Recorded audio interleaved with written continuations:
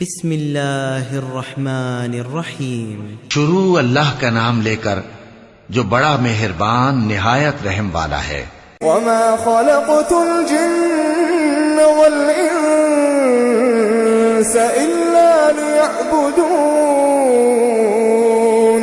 اور میں نے جنوں اور انسانوں کو اسی لیے پیدا کیا ہے کہ وہ میری عبادت کریں۔ اما بعد فعن جندب مرفوعا فعن جندب رضی اللہ تعالی عنہ مرفوعا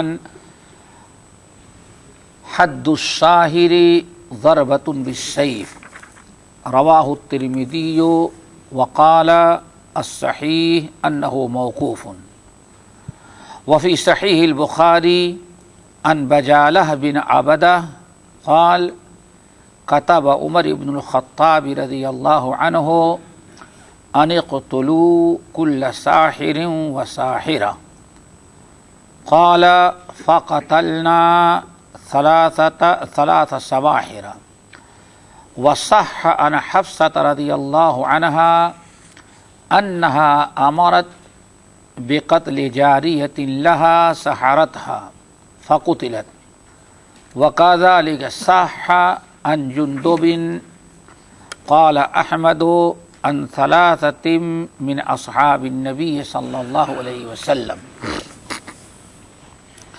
یہ تین روایتیں ہم نے یہاں پڑھی ہیں ابھی آپ حضرات کے سامنے۔ ان تینوں روایتوں میں جادوگر کی سزا کیا ہے وہ بیان کی گئی ہے۔ پہلی روایت ہے جس کو امام ترمذی رحمۃ اللہ علیہ نے اپنی سنن میں نقل کیا ہے، امام حاکم نے، امام طبرانی نے، امام دارقطنی اور بحقی رحمہم اللہ نے۔ حدیث کے راوی ہیں جندب الخیر رضی اللہ تعالی عنہ، جندب الخیر رضی اللہ تعالی عنہ۔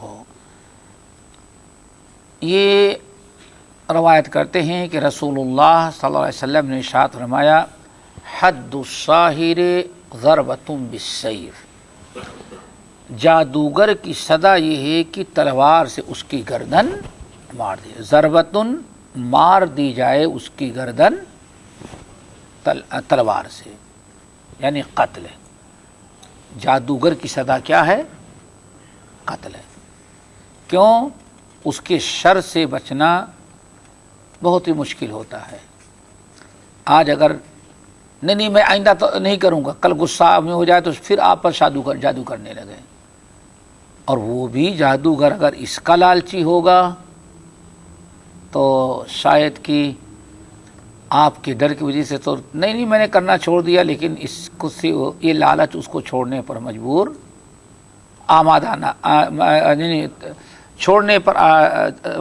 چھوڑنے کے لیے تیار نہ ہونے دے۔ بہت سارے نقائص ہیں، اسی لیے اس حدیث میں نبی علیہ السلام نے فرمایا کہ جادوگر کی سزا یہ کہ اس کی گردن مار دی جائے، ختم۔ اور پھر آپ حضرات جانتے ہیں سب سے زیادہ فساد، خونریزی اور سرکشی سے روکنے والی چیز کیا ہے؟ اسلامی حدود ہیں۔ اسلامی حدود سے زیادہ کوئی دوسرا نہیں۔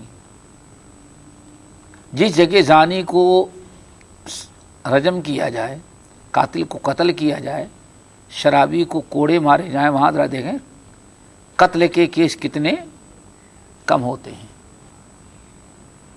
قتل کے کیس سالوں میں کہیں ہوتے ہیں، اور جہاں یہ حدود نافذ نہیں ہیں وہاں حساب لگایا جاتا ہے تو آج سے کئی سال قبل دنیا کے ایک سپر پاور ملک میں قتل کا محاسبہ کیا گیا تو پتہ چلا 1 منٹ میں 350 خون ہو رہے ہیں۔ کتنے؟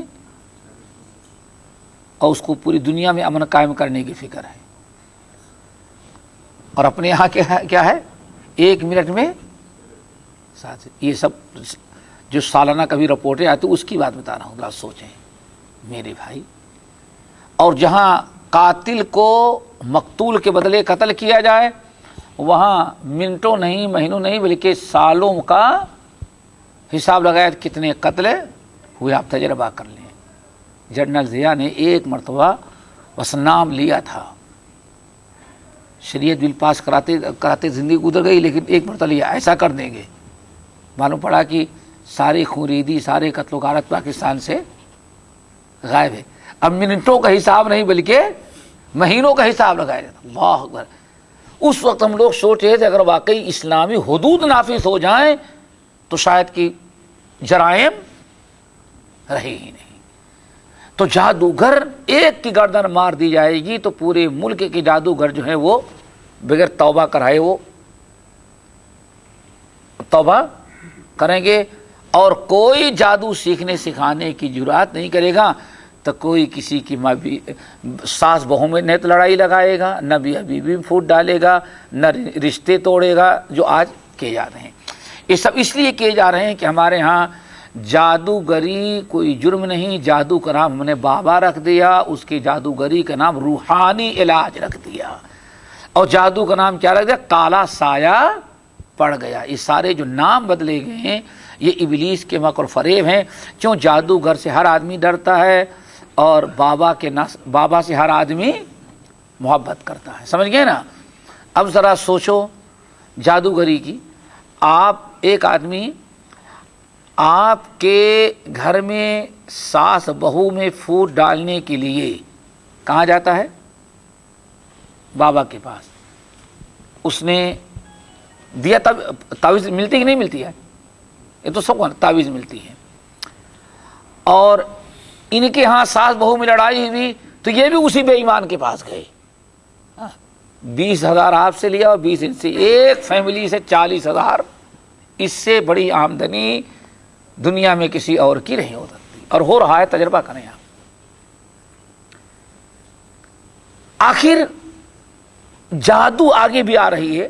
جادوگری کا سب سے بڑا کام ہے میاں بیوی میں پھوٹ ڈالنا، لڑائی ڈالنا، اختلاف ڈال دینا، سمجھ گئے نا؟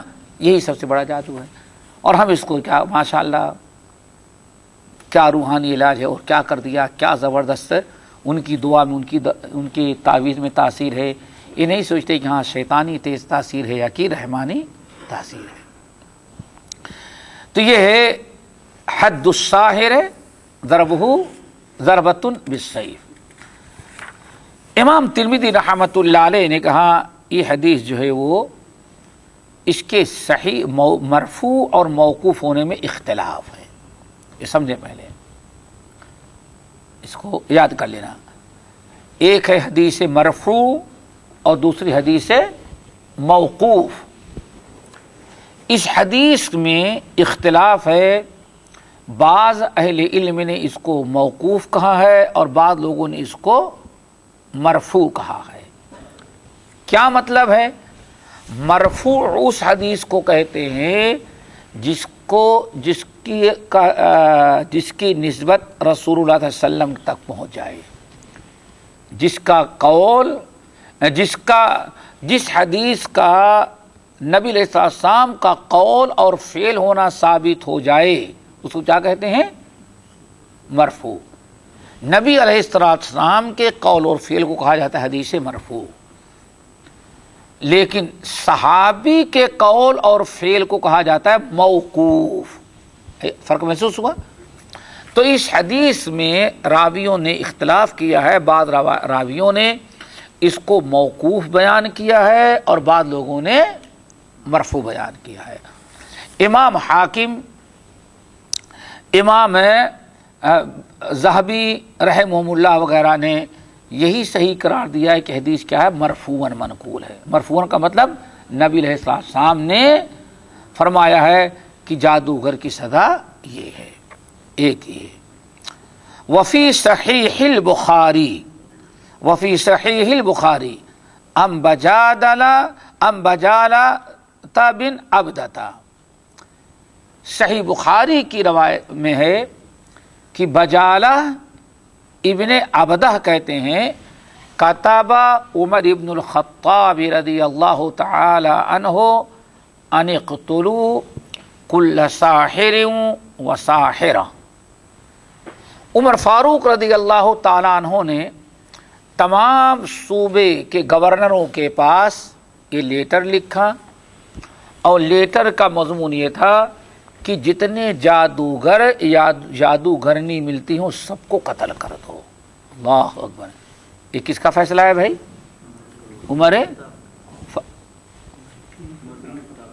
उमर इब्नुल खत्ताब का। कभी उमर मुख्तार नहीं कह देना, हाँ नहीं गलत गड़बड़ हो जाएगा। उमर इब्नुल खत्ताब रज़ी अल्लाह ताला अन्हु का क्या फैसला है, क्या कौल था? उक़्तुलू कुल्ल साहिरिन व साहिरा। और ये किसके पास फरमान? एक आदमी के पास नहीं, जितने इस्लामी इलाके थे हर सूबे के हर सूबे के गवर्नर के पास सरकारी ये अपना फैसला नामा भेजा कि देखो ढूंढो जितने जादू करने वाले चाहे वो मर्द हों या औरत, जितने आते हैं पकड़ो, सबकी गर्दन मार दी जाए। यहाँ एक चीज़ याद रखने की है कि यहाँ शेखुल इस्लाम ने क्या कहा, मतन में क्या है? वफ़ी सहीहिल, जिसके हाथ में किताबें देखें क्या है? वफ़ी सहीहिल बुखारी अन बजालत बिन अब्दता क़ाल कतब उमर इब्नुल खत्ताब रज़ियल्लाहु तआला अन्हु अन इक़्तुलू कुल्ल साहिरिन व साहिरा। लेकिन सही बुखारी के अंदर ये अल्फाज नहीं है, यही समझने की चीज़ है। पूरी सही बुखारी उठा के देख लोगे तो ये अल्फाज नहीं है, समझना। बुखारी की बड़ी खूबी है, बहुत सारी इस्तिलाहात और उनकी आदात और उनके तरीक़ों में से एक तरीका यहाँ भी अच्छी तरह से याद रख लो। सही बुखारी में क्या है? सही बुखारी में जो है वो ये अमरा बिअन युफर्रिक़ा बैन कुल्लि ज़ी महरमिन मिनल मजूस। समझो, पहले उमर फारूक रज़ी अल्लाह ताला अन्हु को पता चला कि फला इस्लामी सूबे में जहाँ इस्लाम पहुँच गया है वहाँ जो लोग मजूसी हैं, कौन है? मजूसी, उनके यहाँ महरिम से शादी कर रहे हैं, यानी भाई अपने बहन से, भाई अपनी बहन से, चचा अपनी भतीजी से, मामू अपनी भांजी से। कौन से लोग? मजूसी। आप हज़रात जानते हैं कि ये शैतानी काम जहाँ होता है यही आगे चल कर के नादानी और जिहालत की बिना पर कौन करने लगते हैं? मुसलमान भी। आज देखते नहीं हमारे यहाँ गैर मुस्लिमों की कितनी रस्में आ गई, कितने साल बन गया मुल्क अलग हुए, 50 साल से ज़्यादा हो गए होंगे, लेकिन हिंदुआनी रस्में आज तक ख़त्म नहीं, और बढ़ गई है ना। नहीं बढ़ी तो क्या है, बढ़ी है तो फिल्मों की वजह से, लेकिन वो पुरानी जो थी वो बहुत बाकी रह गई है। और उन्हीं में से एक तरह देखें, लोग कभी उसको गलत माना भी ले लेते हम लोगों को बातें। अभी भी बसंत का मेला तकसीम के पहले जैसे मनाया था, आज भी पूरे अपने इलाके में बसंत का मेला सबसे बड़ा कहाँ मनाया जाता है? लाहौर में, पतंगबाजी और बसंत का कौमी। तो कहने का मतलब क्या है कि इस्लाम ने इसीलिए कहा, फरमाया कि इनसे इतनी दूर काफिरों से होना यही चाहिए कि है अगर तो इतनी दूर आबाद हों कि उनके घर का धुआं भी नज़र ना आए। क्यों? कितना भी बचाएंगे, हो सकता है कि पड़ोस की गैर मुस्लिमा औरत आपके पास आती रही, आपके बच्चों पर कुछ असर हो जाए, बच्चे कुछ आदात सीख लें, और कितने मुश्किलात आती हैं, समझिए ना। तो इसीलिए इस्लाम ने इनसे बहुत ही दूर रहने को। तो अमीरुल मोमिनीन उमर इब्नुल खत्ताब रज़ी अल्लाह ताला अन्हु ने सरकारी फरमान भेजा कि जितने हैं सबको अलग कर दो। क्या मतलब? جنہوں نے شادی کی سب کو جدا کرو اور سب کو الگ پھوڑ دو تاکہ آپس میں محرم کے ساتھ شادی نہ کر سکیں۔ نہیں سمجھ میں آیا؟ محرم سمجھتے ہو نا؟ ہاں، جن سے شادی جائز نہیں۔ تو آپس میں جتنے لوگ تھے عمر فاروق نے کہا کہ سب کو کیا کر دو؟ الگ کر دو۔ اگر کسی نے نکاح کیا تو ڈنڈے مار مار کر کے ان کے درمیان جدائی کر دو۔ آئی بات سمجھ میں؟ سب کو قتل کر دو، جدا کر دو، تاکہ یہ آئندہ کبھی ایسی حرکت نہ ہو۔ ابھی بھی سنا گیا ہے کہ ساؤتھ انڈیا کے بعض علاقوں میں غیر مسلموں میں یہ رسم آج بھی رائج ہے، کوئی بتا رہا تھا۔ پارسیوں میں، چلو پارسیوں میں، مجوسیوں میں، اور کہتے ہیں یہ آدھرا کا جو ساحلی علاقہ جہاں ہے، کہتے ہیں وہاں بھی ابھی ماموں اپنے بھانجی سے کر لیتا ہے، چچا اپنی بھتیجی سے کر سکتا ہے، اعوذ باللہ من الشیطان۔ تو اسلام نے اس کو کیا کیا؟ عمر فاروق نے اس چیز کو سامنے رکھتے ہوئے فرمایا جتنی شادیاں ہوئی ہیں سب کو جدا کراؤ، ٹھیک ہے نا؟ وَاقْتُلُوا كُلَّ سَاحِرٍ وَسَاحِرَةٍ، اور اس کے ساتھ دوسرا حکم کیا دیا تھا؟ جتنے جادوگر اور جادوگرنی ہو سب کو قتل کر دو۔ گویا کہ دو چیزوں کو حکم دیا۔ ہاں، ایک حکم تو تھا محرم اور غیر محرمہ، یہ وہ رشتے ناتے جو مجوسیوں نے محرم نے محرمہ سے کر رکھا ہے اس کو جدا کرو، ایک۔ اور دوسرا فیصلہ کیا تھا؟ حکم کہ اَنِقْتُلُوا كُلَّ سَاحِرٍ وَسَاحِرَةٍ، جتنے جادوگر مرد ملیں چاہے مرد ہوں یا عورت سب کو قتل کر دو۔ پوری حدیث اس طرح سے ہے حدیث۔ لیکن امام بخاری رحمۃ اللہ علیہ کا طریقہ ہے صحیح بخاری کے اندر، کبھی حدیث تو پوری رہتی ہے لیکن حدیث کا ایک جز یعنی ایک جملہ نقل کر دیتے ایک بات اور نقل کر دیتے ہیں، چونکہ معلوم ہے صحیح بخاری پڑھنے والے بڑے بڑے علماء ہوتے تھے، اشارہ کر دینے کے بعد لوگوں کو پتہ چل جاتا تھا کہ ہاں امام بخاری رحمۃ اللہ علیہ جس حدیث کی جو مسئلہ بیان کر رہے ہیں وہ طویل حدیث ہے، اس حدیث کا ابتدائی حصہ یہ ہے۔ آیا سمجھ میں؟ نہیں آیا؟ ہاں،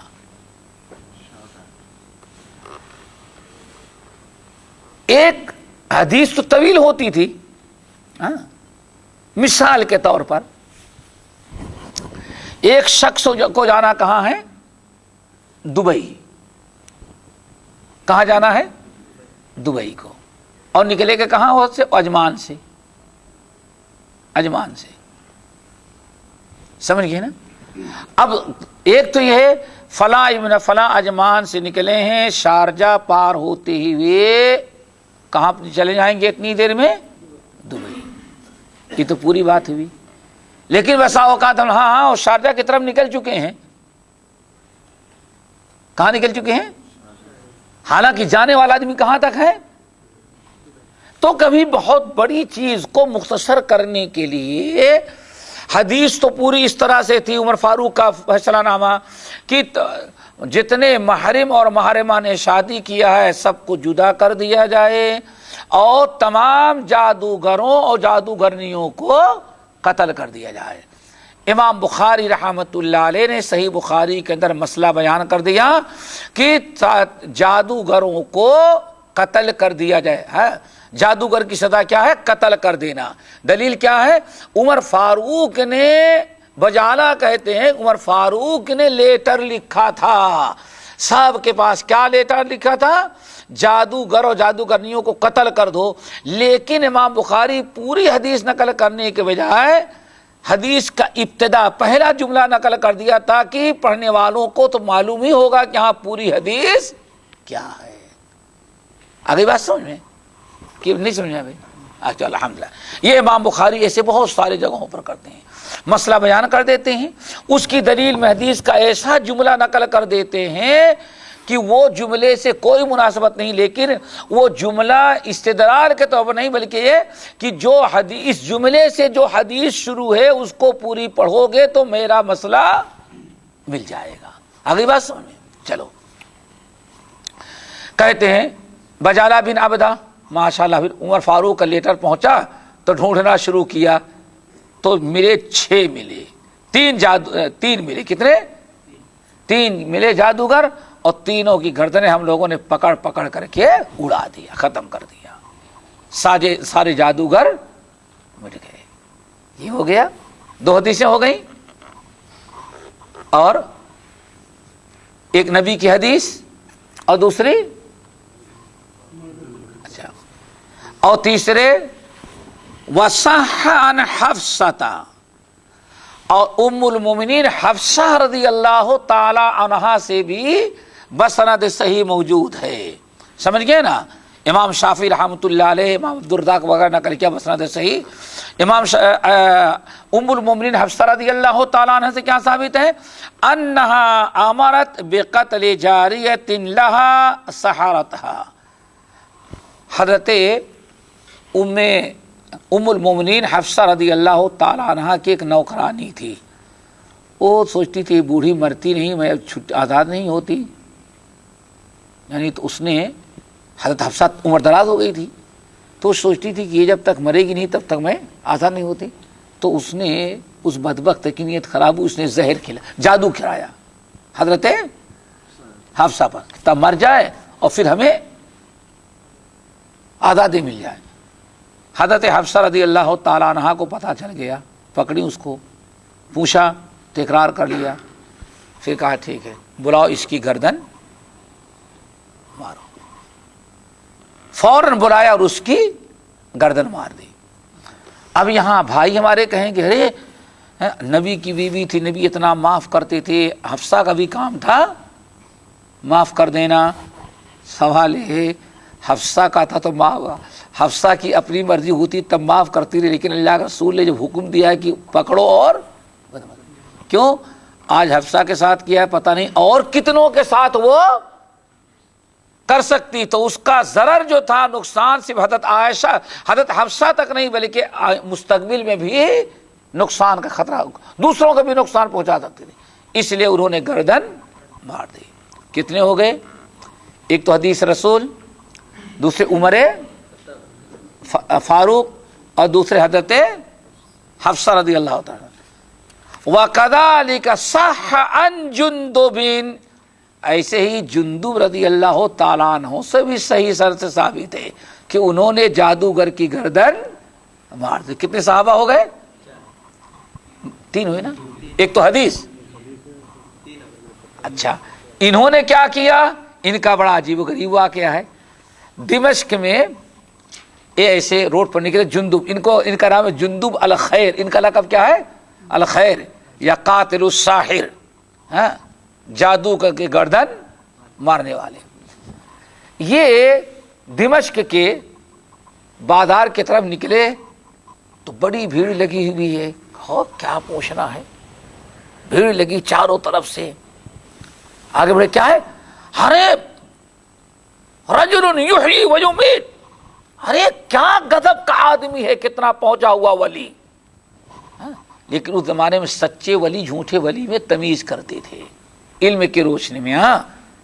قرآن و حدیث پر عمل ہے تو سمجھو ولی ہے, اور ہوا میں اڑ رہا ہے لیکن قرآن و حدیث پر عمل نہیں تو بے ایمان ہے, اس کو ولی نہیں سمجھتے تھے. ہمارے یہاں جو جتنا ننگا ہوتا جائے اتنا ہی بڑا ولی. کیوں؟ ارے اتنا پہنچا ہوا ہے جسے اپنی خبر ہی نہیں ہے. اور تجربہ کرو, ہم نے دیکھا دکن کے بعض علاقے میں اللہ اکبر آدمی ننگا, سطر مشکل سے ڈھپا ہوگا, اور یہ چاول کی جو بوریاں آتی ہیں نا اوری, اسی کو اوڑھے ہوئے, اور نہیں سمجھو کہ شاید تو سالوں ہو گئے ہوگا نہائے ہوئے. بارش بھیگ رہا ہے, چل رہا ہے, ایسے گھوم رہا ہے, ٹہل رہا ہے ایسے پاگلوں کی طرح. کبھی یہاں باہر سویا ہوا, کبھی وہاں باہر سویا ہوا, کبھی پردہ نہیں ڈھپا. دیکھا ایک دن بارش ہوئی ہے, بارش ہو گئی, بارش ہوئی تو وہ اپنے ہاں جو پانی کی نالیاں ہوتی ہیں, لازمی ہے کہ کتنی گندگی رہتی ہے اس میں سب کچھ, تو اس میں سفید سفید کیڑے بھی آ جاتے ہیں. تو میں نے دیکھا بیٹھ کر کے بلا پکائے فرائی کی ہوئے بیٹھ کر کے وہ شیطان زندہ ہی وہ کیڑے نکال کر کھا رہا ہے. اللہ، میری زندگی میں پہلی مرتبہ واقعی ہندوستانی ولی دیکھا جو ہمارے یہاں ولی ہوتا ہے، سمجھ گئے نا. 2 ہی ولی میں نے دیکھا ہے. اللہ اکبر. تو کیا ہوا؟ اللہ اکبر، وہ بیٹھا ہوا چلا جا رہا ہے. تو میں نے کہا لا حول ولا قوت الا باللہ.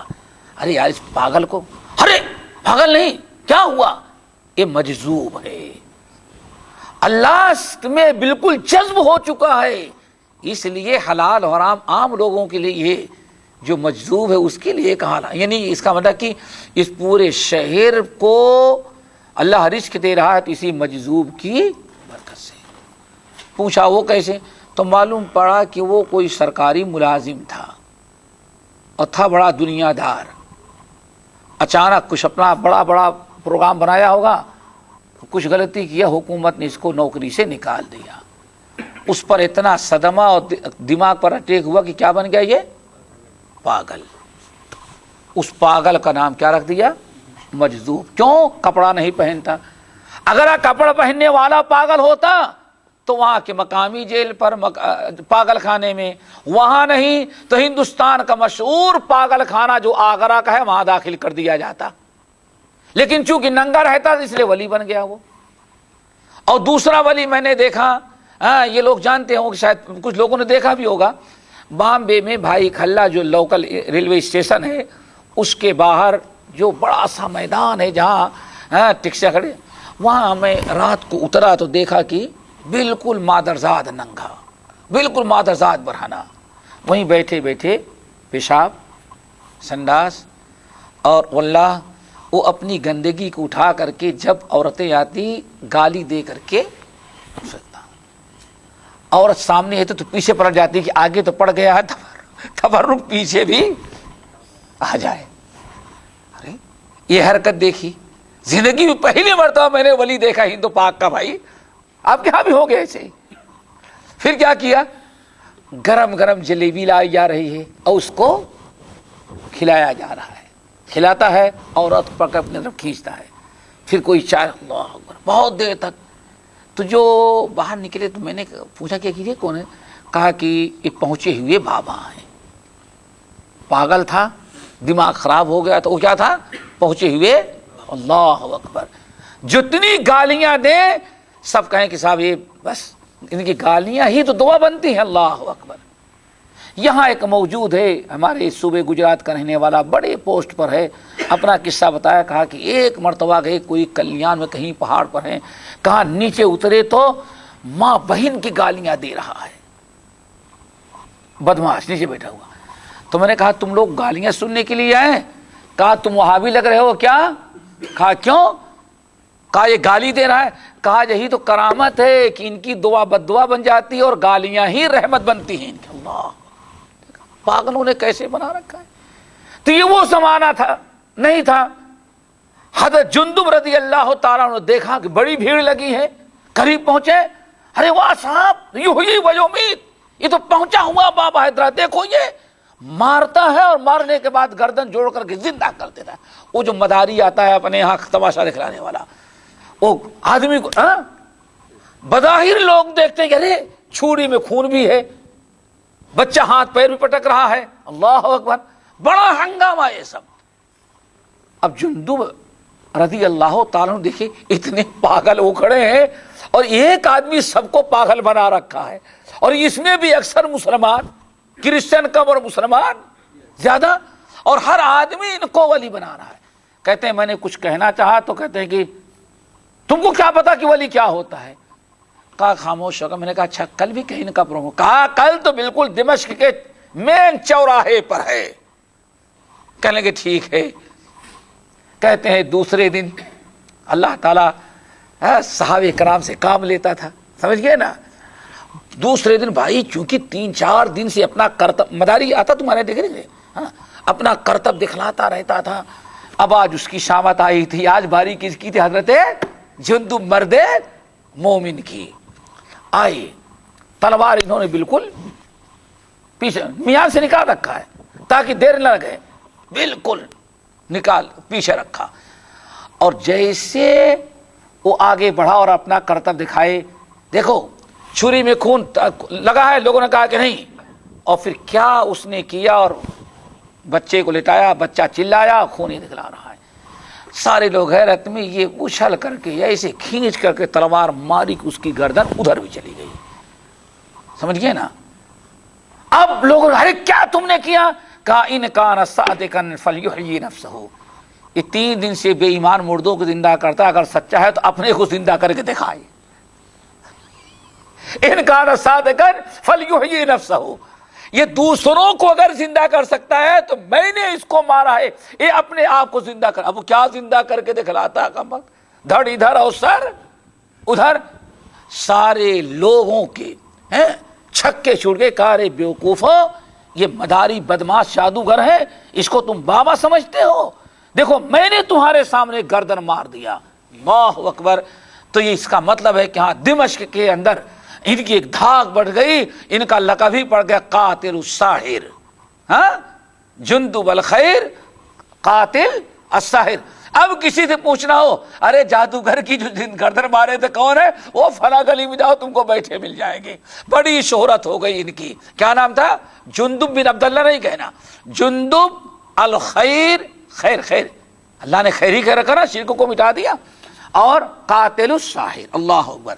تو یہ 3 تھے، اس لیے قال احمد، امام احمد بن حنبل رحمۃ اللہ نے کہا ان ثلاثۃ من اصحاب النبی صلی اللہ علیہ وسلم، اللہ کے رسول کی حدیث ہے، اور 3 صحابہ سے بھی جادوگر کے گردن مار دینے اور قتل کر دینے کا ثبوت موجود ہے۔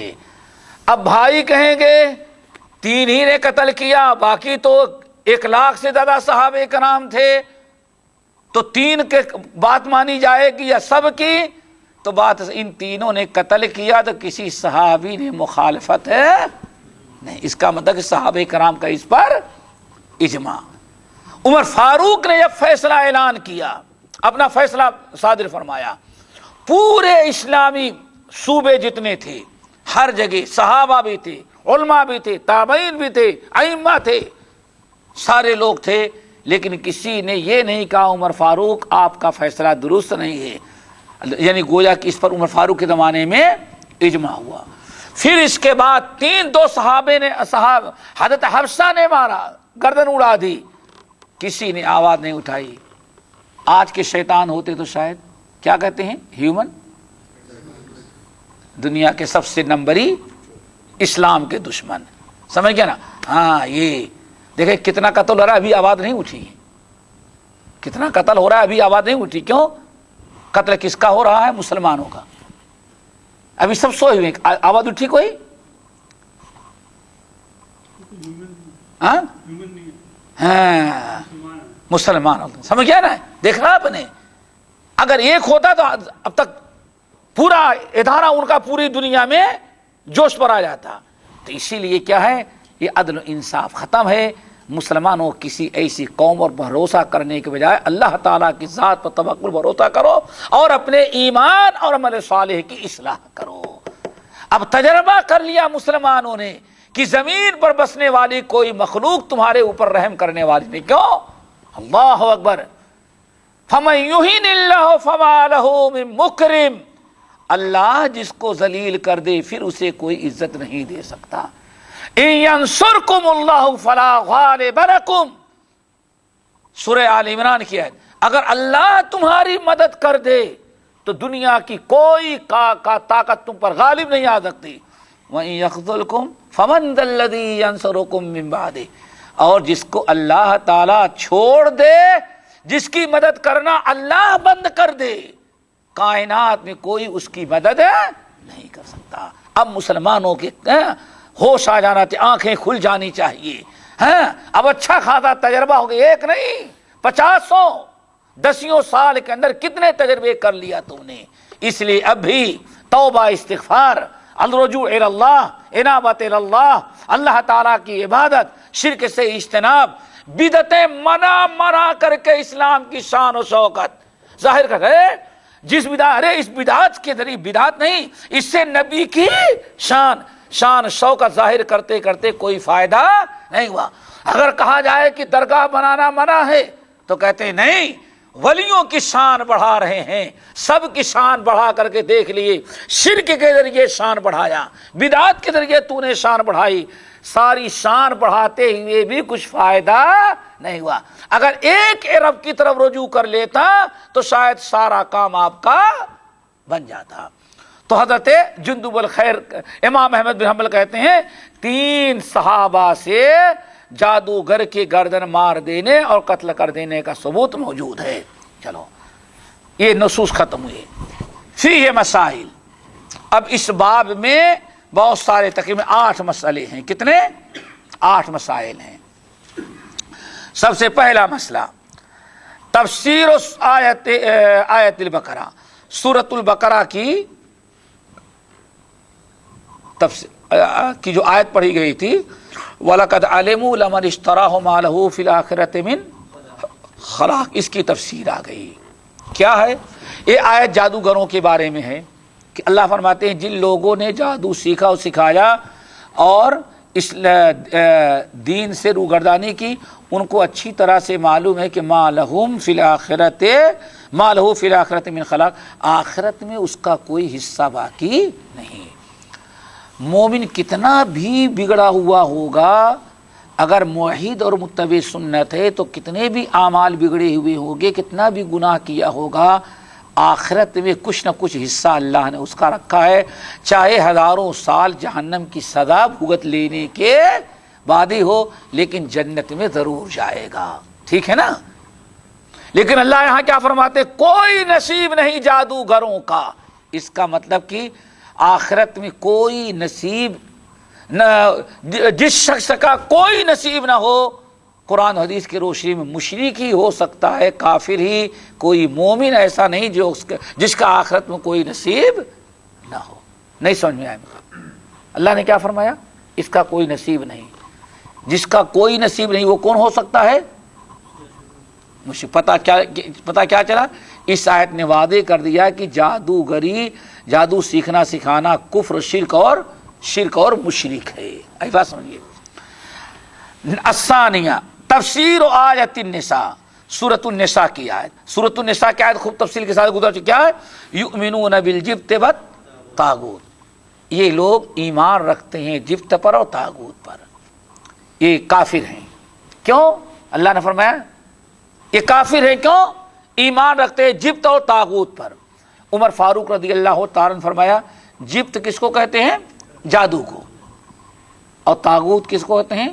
شیطان کو۔ آئی بات سمجھ میں؟ اور اتفاق ہو گیا۔ اس حدیث سے بھی معلوم پڑ گیا کہ جادوگری کی تصدیق کرنے والا، اس کے صحیح ہونے پر ایمان رکھنے والا اور اس کو سچا سمجھنے والا کافر ہے۔ جیسے سورۃ النساء کی آیت ہے یؤمنون بالجبت والطاغوت۔ نمبر 3 تفسیر الثالثہ تفسیر الجبت والطاغوت والفرق بینہما۔ تیسرا مسئلہ کیا ہے؟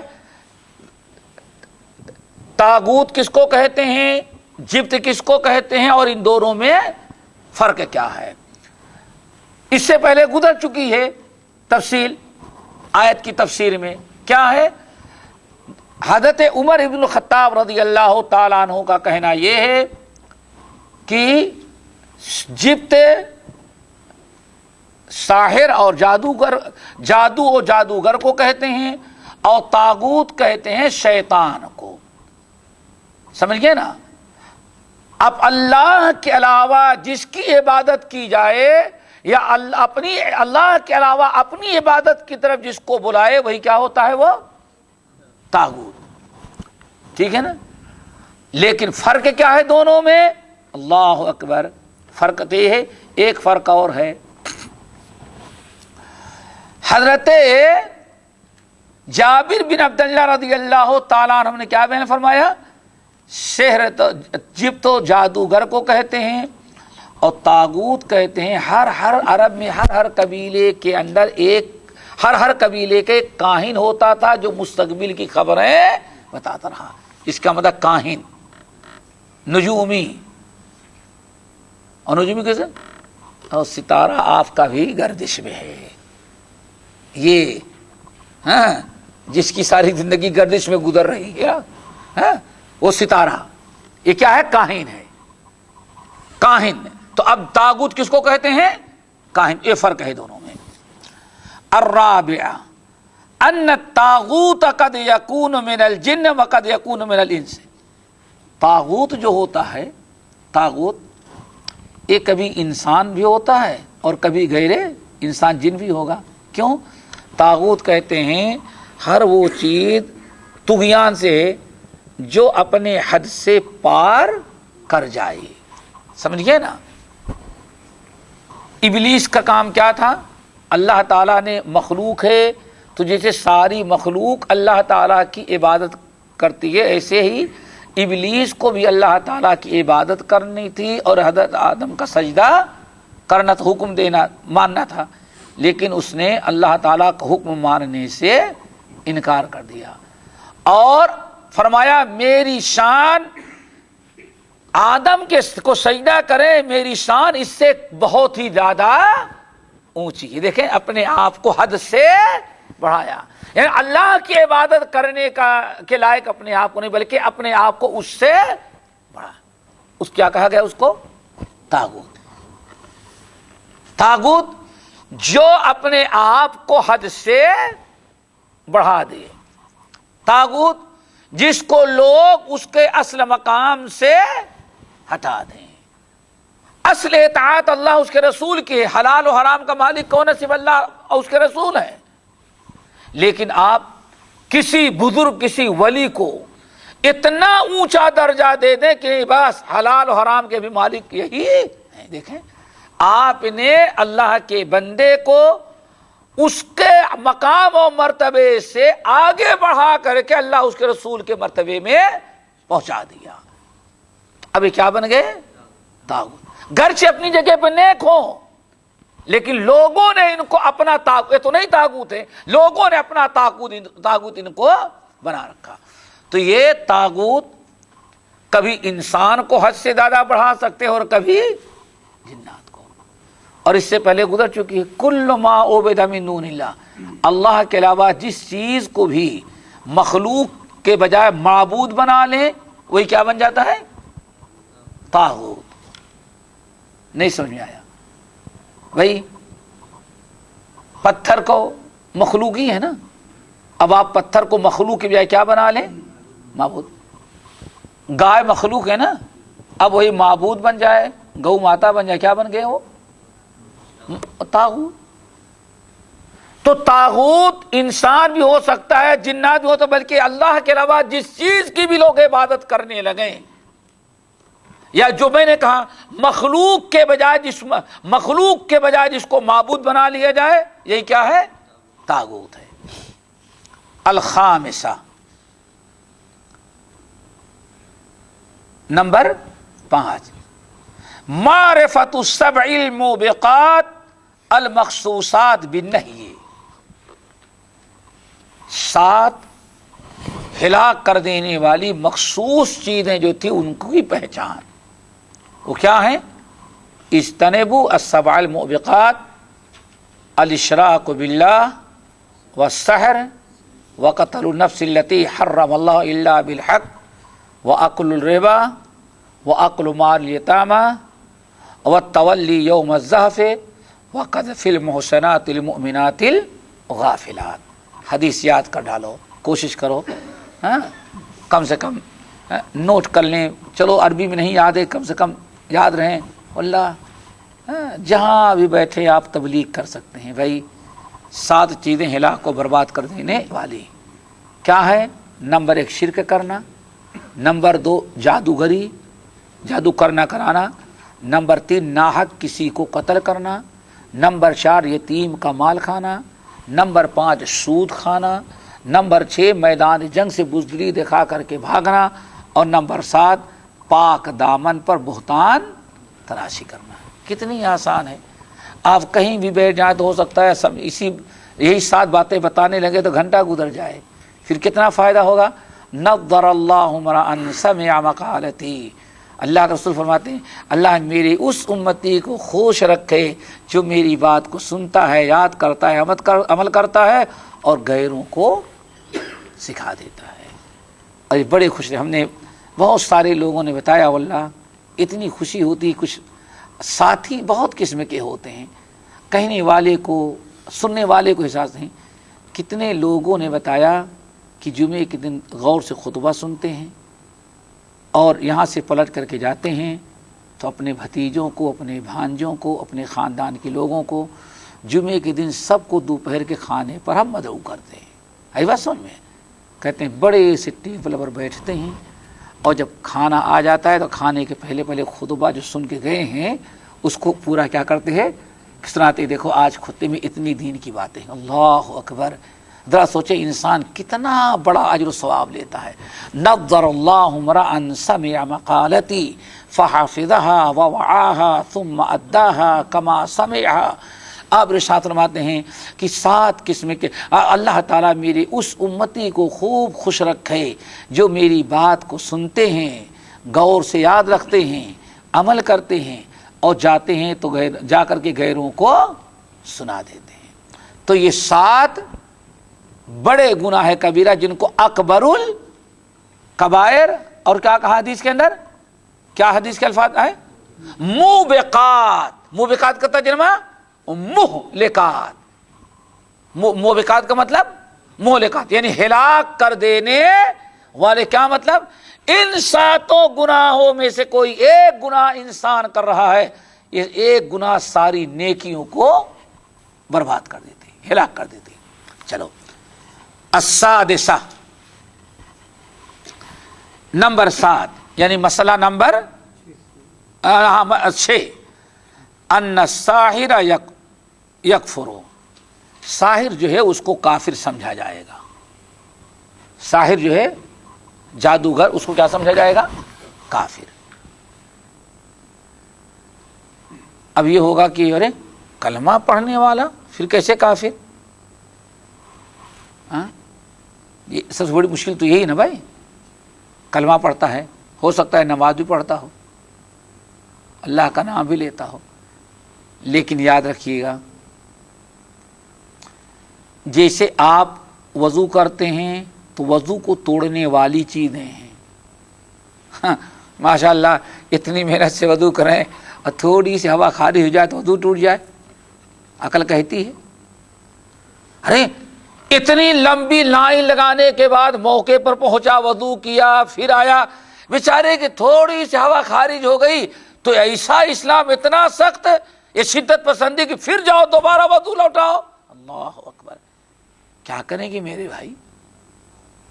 وضو ہے لیکن ہر چیز کو توڑ دینے والی چیزیں ہیں، ان کو کہا جاتا ہے نواقض وضو۔ نماز پڑھ رہے ہیں، نماز کو بھی توڑ دینے والی چیزیں ہیں۔ ایسے ہی ایمان اور اسلام کو توڑ دینے والی چیزیں، نواقض ایمان اور نواقض اسلام۔ نواقض ایمان اور اسلام کیا ہے؟ آپ مسلمان تو ہیں لیکن اب آپ سے کوئی ایسا عمل سرزد نہ ہو جو کفریہ ہو، جان بوجھ کر کے کوئی ایسا عمل کرنا جو اسلام کے منافی ہے، وہ آپ کے ایمان اسلام کو توڑ دیتا ہے۔ ایک چھوٹی سی مثال دیں، اسلام کا مذاق اڑانا، قرآن کا مذاق اڑانا، سنت کا استہزاء کرنا، کیا ہے؟ اس کو کفر قرار دیا گیا، ٹھیک ہے نا؟ جنگ تبوک کے واپسی میں جب کچھ لوگوں نے اتنا کہا تھا، اللہ اکبر، کچھ لوگوں نے اتنا کہا، یہ ملا لوگ جو ہیں کھانے کی باری آئی تو سب سے آگے، پیٹ ان کے سب سے بڑے، اور لڑنے کی باری آئے تو ملا سب سے پیچھے۔ کس کی طرف اشارہ کیا؟ قرآن و حدیث کے علماء جو صحابہ تھے، حفاظ، قرہ، اللہ اکبر، کھانے میں سب سے آگے اور لڑنے کی باری آ جائے پیٹ سب سے بڑے، زبان سب سے لمبی، لیکن اگر دشمنوں سے لڑنے کی باری آ جائے تو یہ ملا لوگ سب سے پیچھے. اللہ اکبر. اتنا کہنا تھا، جبرائیل امین فوراً قرآن پاک کی آیت لے کر کے آ گئے. ان کو کبھی مومن نہیں سمجھنا جنہوں نے اللہ تعالیٰ کی کتاب کا استحضاء. کیا مطلب ہے کہ اللہ کے قرآن نبی کی سنت پر عمل کرنے والے سیکھنے والوں کو کسی نے مذاق اڑایا تو اس نے اس کا نہیں، اس نے ڈائریکٹ اللہ کی کتاب اور نبی کی سنت نبی کا مذاق اڑایا ہے. اور ان کو مومن آج سے نہیں سمجھیے گا. حضرت عبداللہ ابن عمر ابن الخطاب کہتے ہیں رضی اللہ تعالیٰ عنہ کہ جب یہ آیت نازل ہوئی اور ایسے لوگوں کو سنایا گیا، اس میں ایک شخص جو تھا دوڑا ہوا آیا اور اللہ کے رسول کے سامنے کھڑا ہوا. یا رسول اللہ، میں اسے مذاق کر رہا تھا، دل سے نہیں زبان سے. آنے پر چھوڑ دو، ہم نہیں جانتے، اللہ تعالیٰ کا حکم ہے. عبداللہ بن عباس کہتے ہیں واللہ میں نہیں دیکھا، وہ روتا ہوا اچھل کر کے اللہ کے رسول کی اونٹنی کی گردن میں لٹک گیا کہ وہ سوچ رہا تھا کہیں ایسا نہ ہو اس کے بعد گردن مارنے کا حکم آ جائے. کہتے ہیں اس کے پیر کو میں نے دیکھا، اونٹنی کی، آپ کے سواری اونٹنی کی گردن پکڑ کے لٹکا ہوا ہے جنگ تبوک کے واپسی میں، اور پتھریلا راستہ ہے، پتھریلی زمین ہے. ہم نے دیکھا اس کے پیر لٹک رہے ہیں اور نوکیلے پتھروں سے ٹکرا رہے ہیں، لیکن اللہ رسول وہ کہتا مذاق. جبرائیل امین دوبارہ آ کر کے آئے. اگر تم کو مذاق کرنا تھا تو اللہ اس کے رسول کی آیات کا مذاق کرنا تھا، کسی اور چیز کا مذاق کیے ہوتے. اللہ سو چھوڑ دو گردن، ہم تمہارے بارے میں کچھ نہیں کہہ سکتے.